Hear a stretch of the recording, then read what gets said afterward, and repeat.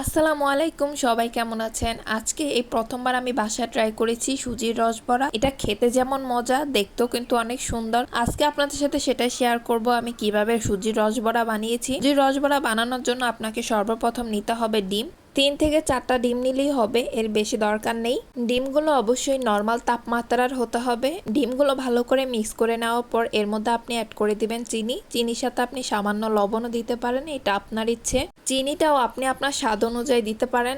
এরপর আপনি সম্পূর্ণ উপকরণগুলো ভালো করে মিক্স করে এভাবে ফেটিয়ে নেবেন যতক্ষণ না চিনিগুলো গলে যাচ্ছে। চিনিগুলো গলে গেলে তারপর এর মধ্যে আপনি অ্যাড করে দিবেন সুজি এবং ডিমের মিশ্রণটা আপনাকে ভালো করে মিশিয়ে নিতে হবে, যেন একদমই দলা পেকে না থাকে, সেদিকে আপনি খেয়াল রাখবেন। ভালো করে মিক্স হয়ে গেলে দেখবেন যে কিছুটা এরকম হয়ে গেছে, অনেকটা দেখতে ফোমের মতোই হবে। আর দেখেন এটার ঘনত্বটা ঠিক কিরকম, এর মধ্যেই রাখার চেষ্টা করবেন। উপকরণ সবকিছু মিক্স করে আমরা এগুলো রেডি করে ফেলেছি ভাজার জন্য। এখন আমাদেরকে একটা কড়াইতে তেল গরম করে নিতে হবে। অবশ্যই এগুলো ভাজার জন্য আপনাকে তেল খুবই কম দিতে হবে। যদি আপনি বেশি তেল দেন তখন এগুলো আমরা যেমন চাচ্ছি সেরকম একদমই হবে না। আমার এগুলো প্রথমে দেখেন আমি বানাতে গিয়ে এগুলো নষ্ট করছি যখন আমি বেশি তেল দিছি। তারপর আমি অল্প তেলের মধ্যে ভাজার চেষ্টা করেছি, আলহামদুলিল্লাহ তারপর মোটামুটি ভালোই হয়েছে। এবং আপনারাও চেষ্টা করবেন এগুলো ভাজার সময় তেল কম দেওয়ার। প্রথমবার কোনো কিছু ট্রাই করলে একটু নষ্ট হবে, এটাই স্বাভাবিক। আমরা ভুল করতে করতে শিখবো, তাই না?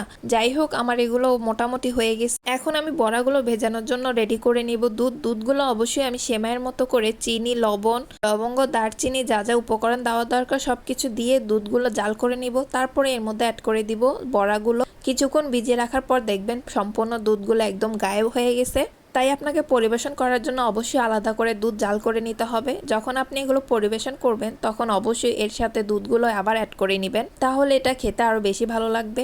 যেহেতু এর আগে আমি এটা কখনো ট্রাই করিনি তাই খুবই কম করে বানিয়েছিলাম, কিন্তু যাই হোক আলহামদুলিল্লাহ আমার হাজব্যান্ডের কাছে নাকি এটা অনেক বেশি ভালো লাগছে। আপনারাও চেষ্টা করবেন এভাবে বাসায় বানানোর এবং দুধ বেশি করে দেওয়ার।